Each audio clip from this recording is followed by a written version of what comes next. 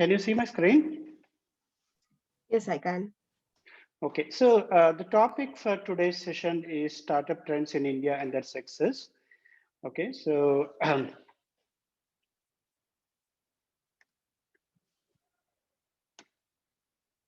so a quick introduction of about myself. I think Vignesh and myself spoke a couple of times earlier. So just for the benefit of others, so I'm a senior manager.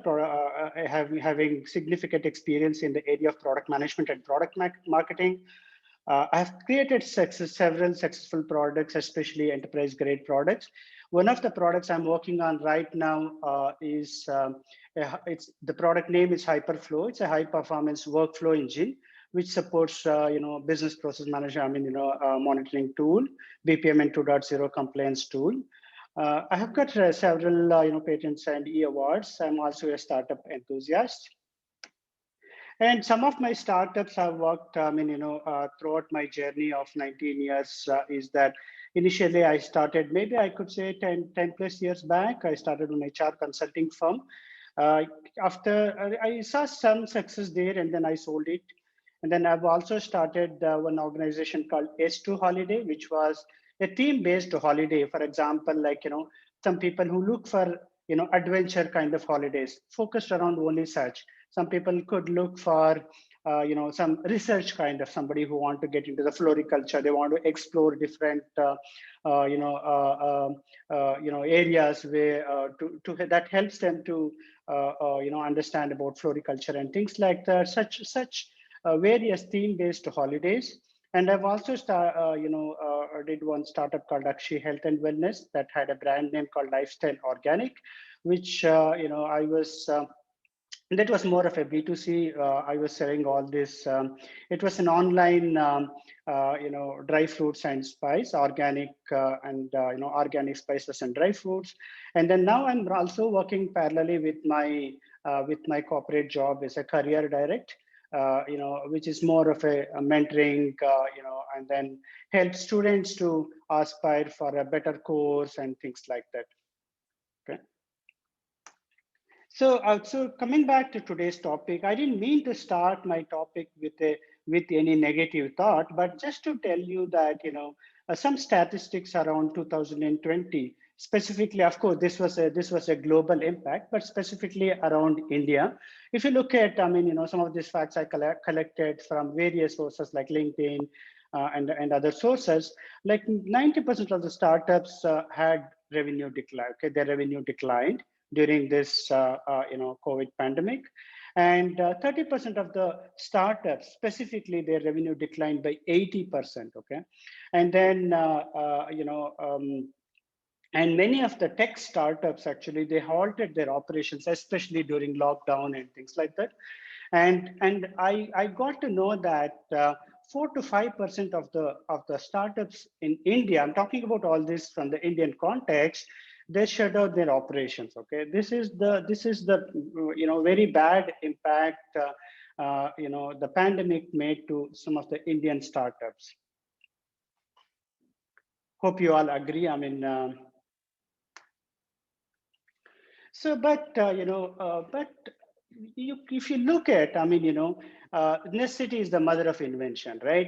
Any of the crisis, right? Crisis opens up a lot of opportunities, right? Any of this during this, COVID pandemic situations also opened up a lot of opportunities. I didn't mean to talk about one, story you all learned during your maybe class 2 or class 3 about a crow was thirsty and there was a pot and there was some water which was on the bottom of the pot, and then it didn't have an option to drink the water. Then it got some pebbles and put it so that the water came up and it managed to drink it. So it's basically all I'm trying to say, that every crisis there is an opportunity, and necessity is the mother of invention.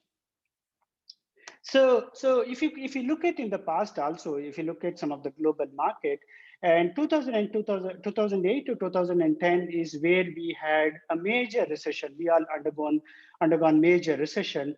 So, but if you look at during this recession, there were very good products that came up.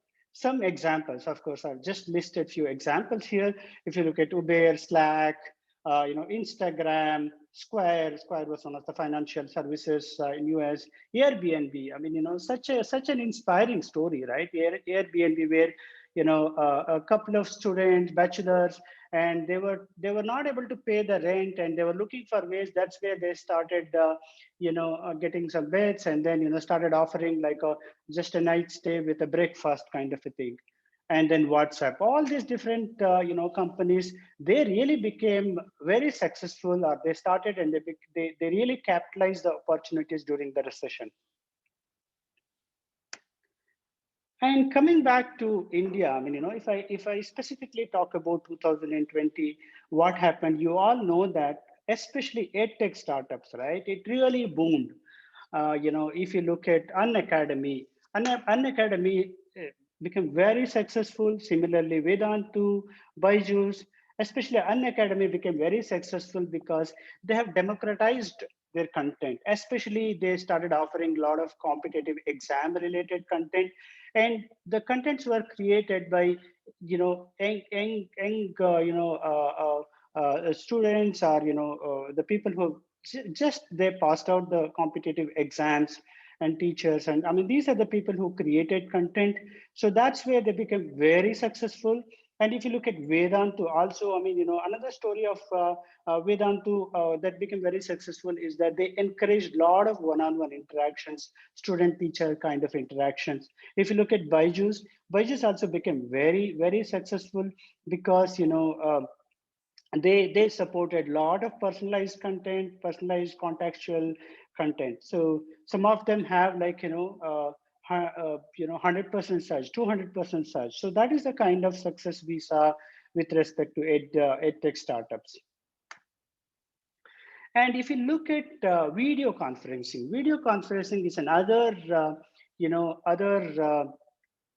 area which became very successful during this pandemic. If you look at the global market, like whether it is Zoom, whether it is Microsoft Team, all these also really capitalized, become very successful. If I look at my neighbor kids, right? I mean, they are like studying in sixth or seventh grades. They are all using Microsoft Team. I mean, all the schools started using Microsoft Team. Zoom has become like a synonym for video conferencing. Everybody talks about Zoom. So if you look at India, for example, GeoMeet also like successful. AirMeet, it's like 1,000% growth. It has seen 1,000% growth. And another area I could say about online food and groceries, right? So especially during lockdown, they saw something like 100% surge. Okay, I still remember something like April, May. It was very hard to go to a kirana shop or buy something. So I was trying to order. I mean, of course, we are staying in an independent house. I was trying to order from a big basket or grocers. They were all telling that no, we don't have delivery on your area, so we cannot deliver. So that is the kind of the demand they were going through. I mean, many of them maybe, I think, locked down to some of the apartments, or linked to some apartments, and where they were focusing around this. And then whether it is similarly like food and online food deliveries like Swiggy, Zomato, all these have undergone 100 to 2% surge. And then, of course, I think recently I was looking at some of the statistics. Maybe their demand has come down a little bit, but still they are at 60% of the surge compared to pre-lockdown. So similarly, another area I could say that the OTT, right? I mean, OTT also has undergone a tremendous growth in India. If you look at Amazon Prime, I think surprising that the Prime, I got to know from some statistics that the because of Prime membership, the Amazon sales has gone high. I mean, because of like same day delivery, overnight delivery, next day delivery, and things like that. So people, I mean, it's maybe it's very hard to identify the which contributes to what, but definitely there is a significant growth in Amazon Prime. Maybe Netflix wouldn't have seen the same level of growth, but still their demand has gone high. And then you could see some of the statistics like how it was something in April, May, the number of million subscribers. Z5 also seen a huge growth. I think they also started offering some of the free content. So those are the things basically help them to grow. And then I was looking at one of the cricket matches I still remember during IPL. The Hotstar, the concurrent users sometimes was reaching even, I think, 200 plus million. I mean, that is the kind of growth you could see. So hope you can hear me, right? There's no issues. Just to make sure that. Yeah, I can. Okay, thank you. So gaming is another other industry. It's also seen a huge growth. Some of the localized games in India, whether it is Kaun Banega, Crorepati, IPL, many of these like T20 Fever, all this has seen a huge growth. If you look at, for example, if you look at 2019 compared to that, like 2020 is where they have seen huge growth. Maybe they moved from like 300 million to 350 million kind of a growth. So maybe some of this content I can skip, but just wanted to tell that similarly, the other startups which are also seeing significant growth could be Upgrad, Cred. I mean, Cred, of course, I think there are a lot of users, but I heard that they're really not making any revenue. I mean, they're not getting any cut from any of the either from the the consumer or from the the merchant. However, their user base is really growing. Like Unschool could be another e-learning, and then Unacademy, Whatfix, Razorpay. I mean, many of these startups seen a huge growth, especially during pandemic, during 2020, 20 and 21. Zgram, Hello Messenger, PSafe, many of these. I mean, going through a search. Urban Company, right? I mean, it has become like household, very household name. I mean, people, they have really managed to establish their brands very well. So, I mean, I wanted to tell you one thing that, of course, right? I mean, maybe you may not see the same amount of growth or same percentage of growth post-COVID. Of course, we don't know when is the post-COVID. Still, the numbers are going in India. But just want to tell you that maybe I think that's my experience. People, when they become used to certain platforms, when they start using that, of course, their usage might go down, but still I could say that the people who really capitalize or monetize these kind of situations and opportunities, they will still have a significant growth, and then maybe their search could come down, but still they will be successful. So finally, one of the some of the key action I want to highlight here. So basically, for the people, my recommendation is that choose a niche and focus on that. Take time to identify your niche. Look for perfect combination of basically you should have talent there. You should find market opportunities, and you should have passion towards doing something. Okay, when you have a right combination of these three things, where you have talent, where there is a market opportunity, and where you have passion towards that, you invest your time effort in that, and then learn new skills which is required, and put your new skill into actions. Maybe like start mentoring, start consulting, start delivering training, and take a calculative risk, and then start doing something in this in the especially the things you like, where you have passion. So some of the details, I mean, I have one website, youneeddigi.com, and these are some of the details. I'll share my slides after this session. So maybe now I'll open up for question answers.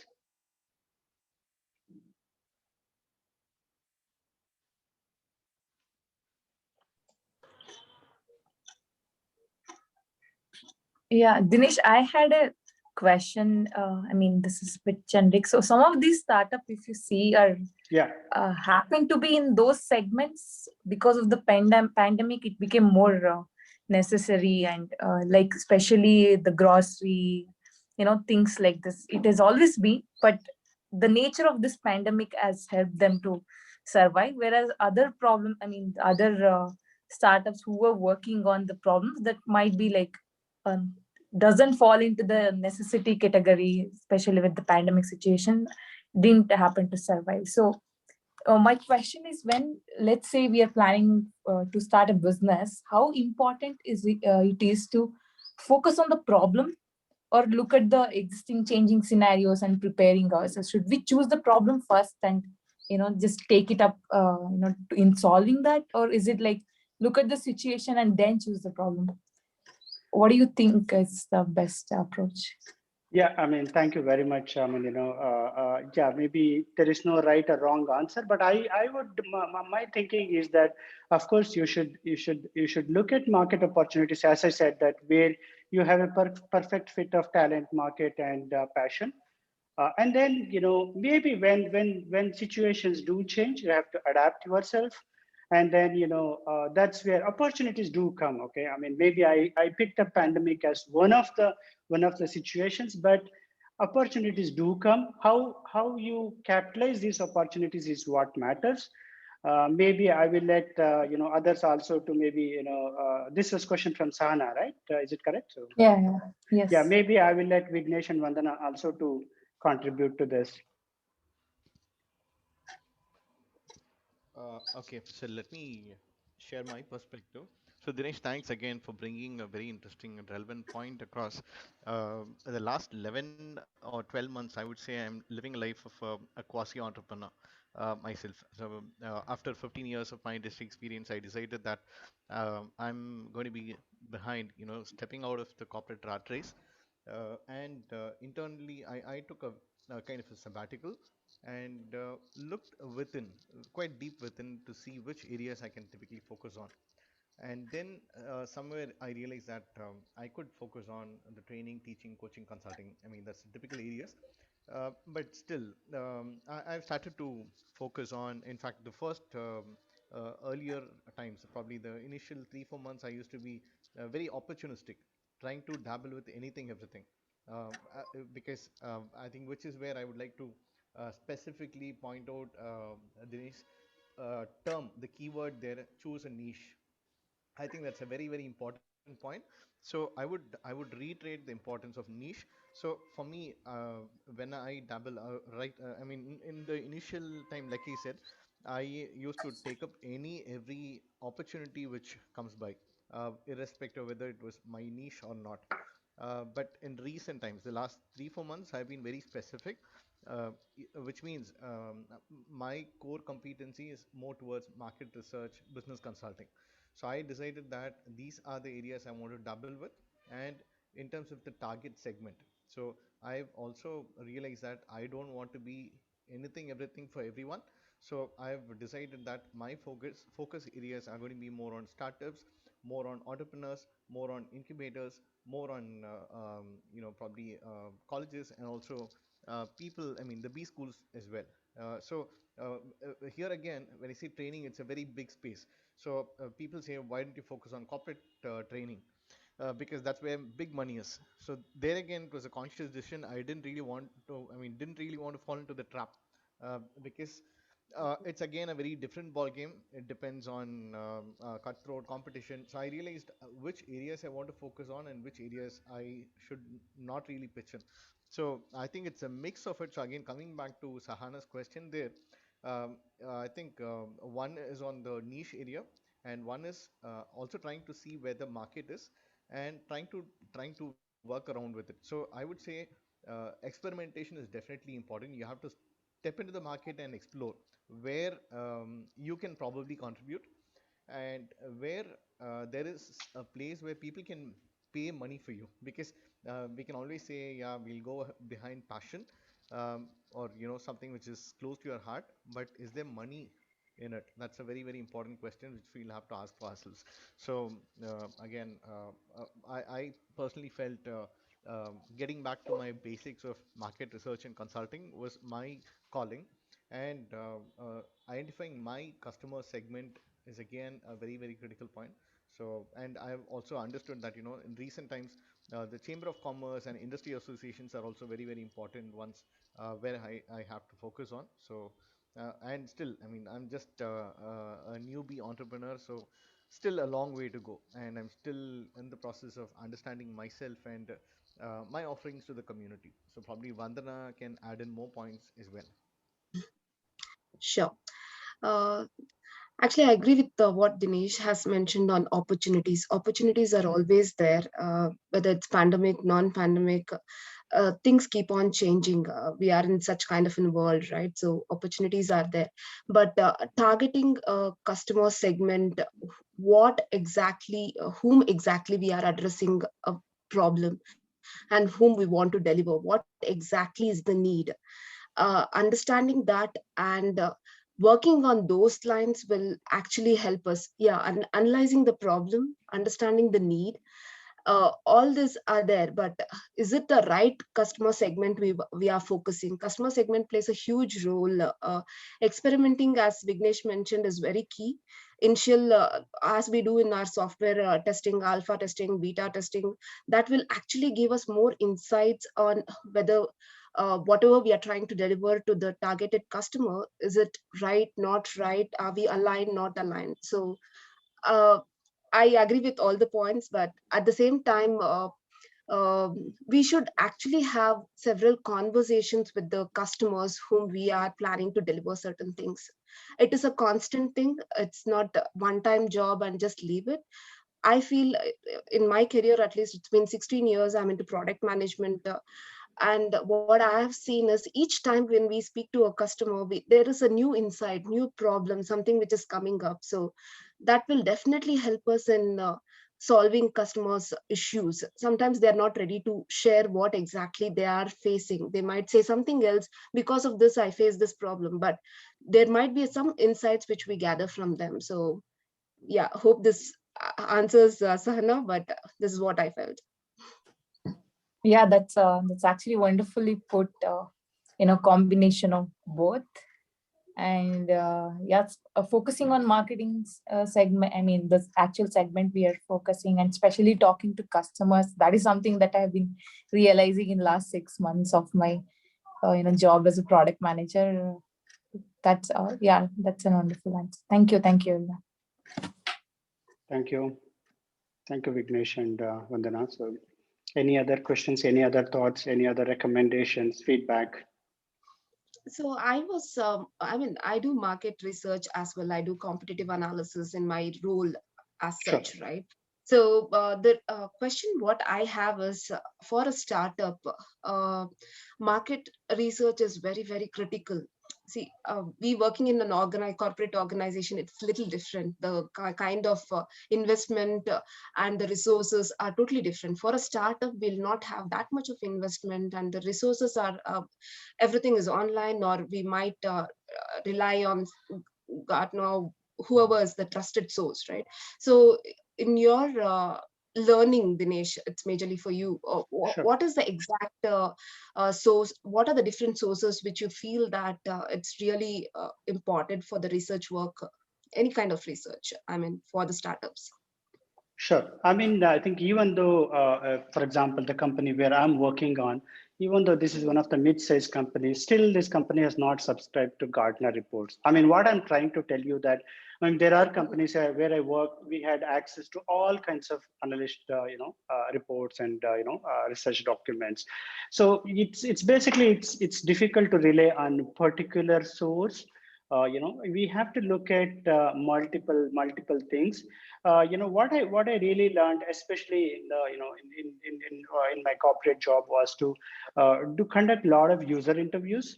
That's where, I mean, maybe you have to look at multiple options, I could say multiple dimensions. conducting user interviews, and then internet could be another other source of information, talking to customers, and then networking could be another thing. I mean, very very important thing. So talking to people, network them. So these are the various, looking at some of the research papers, and things like that. These are the different aspects could provide you a lot of insights, especially the numbers, data points, and things like that. So maybe we have to look at the lean startup model kind of things, right? Where you validate your inputs, market research data, and these are the things which play a crucial role, in my opinion, before you really invest in any particular area. So, Yeah, Sahana, I Vignesh, you have understand any Vignesh. points? Yeah. I understand Vignesh would have gone through all this last year, so it's easy to tell. I mean, I'm aware of the words which you're saying, right? It is not Yeah. so easy to get Correct. do the market research and get the exact points. Yeah. So it's so critical. Vignesh, your experience on doing this? Vignesh, you're not audible. Now better. Yeah. Yeah. We can hear you now. So what I was mentioning is many times people think data is not available, but in recent times, data is actually available in plenty. The challenge though is to pick which data. So Ah. it's a problem of plenty. So you will Yeah. have to see how you will want to focus on it.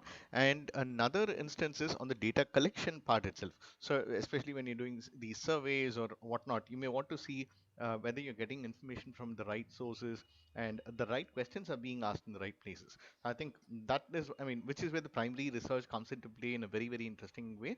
And yeah, I think on an extension of the research or the primary research as well, talking to the customer. So, nothing like talking to people, right?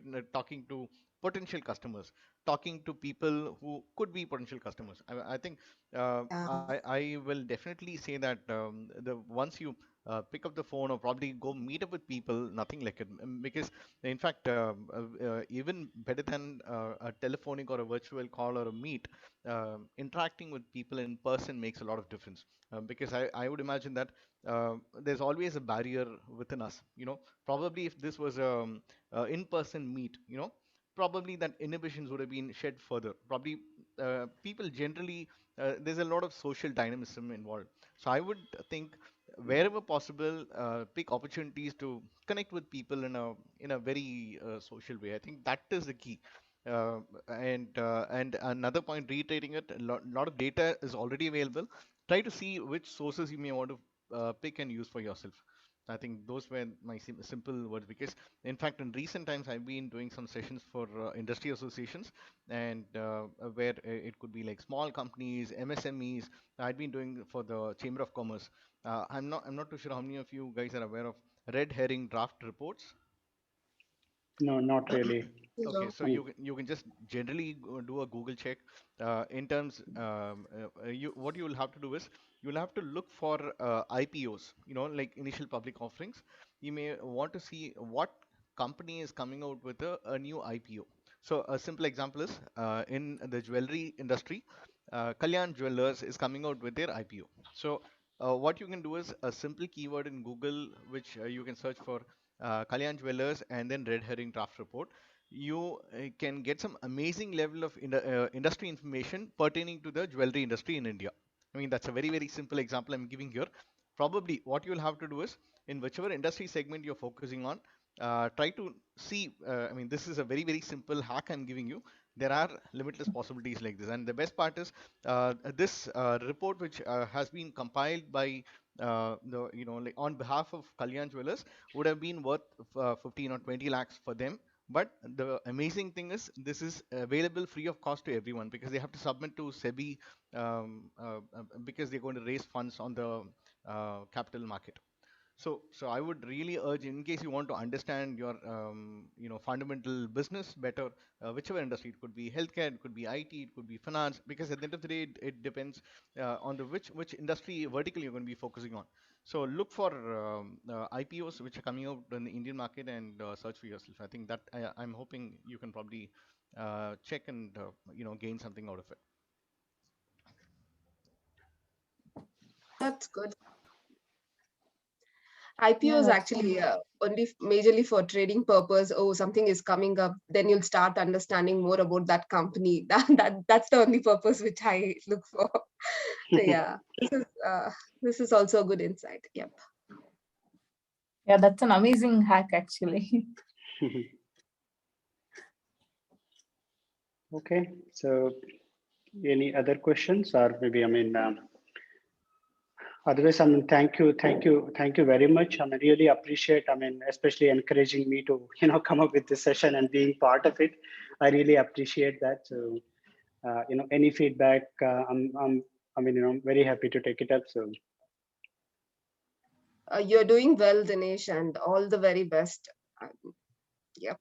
thank Thanks, you. thanks a lot, Dinesh, and I have special gratitude for you, because in my initial part, Dinesh actually helped me with a connect in my initial stint. Probably the initial part where through Dinesh I got an opportunity to do a consulting project. So I am quite very very grateful to Dinesh for that.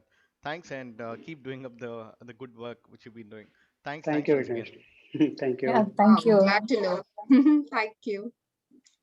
Thanks, Dinesh, for Thank you all. Thank you. we had a nice discussion on the weekend. Thanks, Yeah, everyone.